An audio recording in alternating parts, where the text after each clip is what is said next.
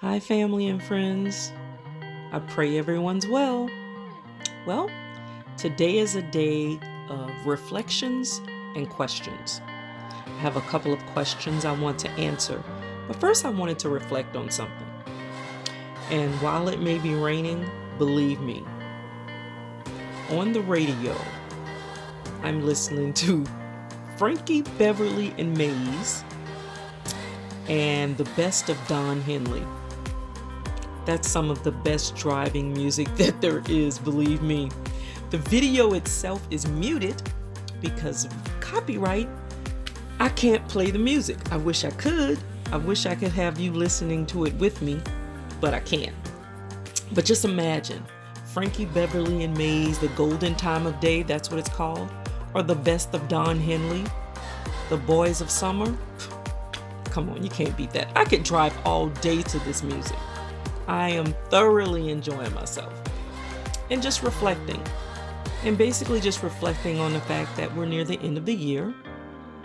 And there were a couple of things I still need to do. Well, one thing that I still want to finish, and I am determined to get it done by the end of the year because I truly believe it's something that I should do.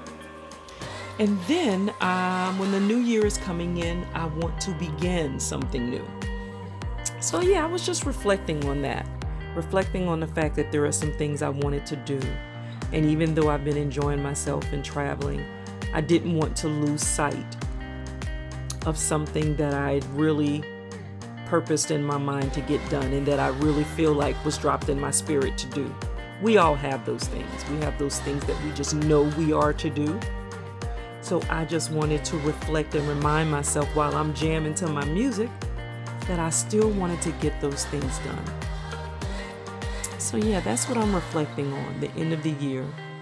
Really being grateful for making it this far and wanting to stay focused on a few things I wanted to get accomplished. So yeah, having a great time. So now I'm going to finish my reflecting and driving. And then I'm going to address a couple of questions that a few of my friends had. Okay, let's address a couple of questions that I got. And this came from a couple of friends and one of my family members. And I can understand because I'm sure they don't know much about being on the road in the way that I'm doing right now. So I get it. I'm in much better weather now. Sorry. I guess the sun isn't falling quite right. I'm in Louisiana right now, and while it is chilly out here, I do have some sun, so thank goodness for that. I may have to move. Let me see if I can give you a taste of my view. One moment. There we go. It is beautiful, nice and sunny out here, so I'm just out enjoying the weather. But back to the questions. Okay. One of the questions is like, what is my biggest adjustment? And I just kind of phrased it that way because they were like, how can you do that? Like, how are you handling that? And I'm like, well, I mean, the biggest thing I have to deal with, of course, is water and sewerage, but that's pretty easy to maneuver. And I don't know if it was because I was accustomed to camping while in the military. For those who are campers, it's really no big deal. But you just have to watch the water that you consume. And I do go to family, friends, whatever, whenever I want to take a luxurious shower and so forth. But when on the road, boiling water, having hot water to really bathe with in the van isn't that hard. It really isn't. So to me, it's not that big of an adjustment, but that's the biggest adjustment. And I wrote it down because I didn't want to babble too much. It's water. And sewerage, meaning I'm using the bathroom. If you've seen in one of my videos, I have it where I built a compartment where the urine and feces, are separated so you don't get odor and you're able to dispose of it. So yeah, to me it's not that big of a big of a problem. Temperature control, however, I'm learning to deal with that. I'm going to be getting windows before too much longer put in my van to help with the airflow, but I gotta tell you, for me, it hasn't been that bad. It just hasn't. And everything else is basically the same. Oh, I wanted to address cooking. How should I put this? You are who you are. So if you're someone who cooks every day, you'll do the same thing in your van. If you're not, you won't. When I feel like cooking, I cook. I have what I want. When I don't feel like it, if I want to pick something up from a restaurant, that's what I'll do. It's really the same thing. It's no different. So people think it's just, I don't know, that is so drastically different. The only difference is the amount of size. And if you're someone who's choosing to do this, you've kind of already been adjusting to that anyway, and you're okay with it. So the biggest adjustment is water and disposing of sewerage and temperature control, and that's it. And deciding where you're going to park. Some people go to an RV park. I mean, I can if I want to because I have a plug, but I'm mostly just out and about wherever I choose to be, and I'm comfortable that way. So that was one of the biggest questions. Like, how are you doing that? I mean, what is the biggest adjustment? They just couldn't wrap their mind around, like, how do you go from a home or an apartment to being in a van? And for someone who wants to explore like that, it's not that big a deal. It really isn't.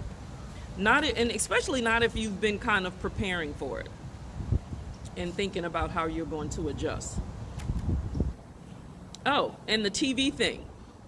Please, everything's online now. So I have Netflix, and Hulu comes with one of the phone services. Let's see, Netflix. And what else do I have? Oh, CBS, a few streaming apps. And with that, I pretty much see everything I'm interested in seeing. YouTube, of course, has quite a few movies and things you can see. So it's not that big a deal. Now, this was a major thing, and I think this is really good to address. Am I lonely? And how am I making friends? Now, my bestie, she's not doing this. She can't do it because, I mean, she's married and she's working, so she can't do this.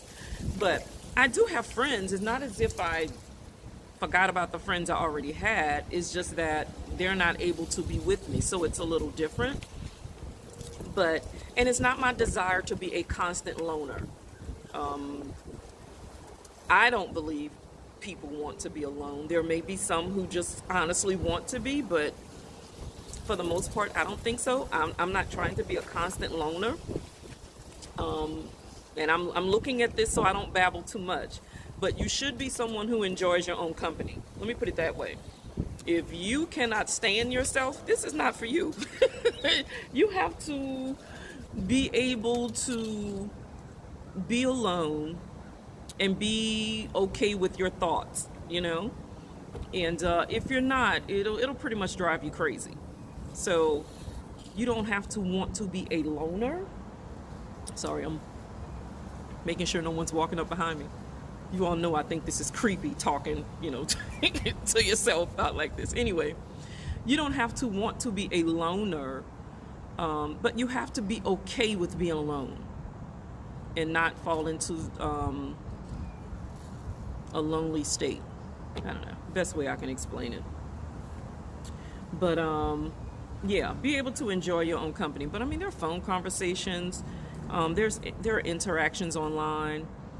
I mean, my family and I did that for Thanksgiving this year, and just being safe, because there are quite a few of us, and we didn't want everyone to come together when we know that there are some that are still out in the workforce and have different things they have to do. We just didn't want to take that chance. So there's online, and there's meetups.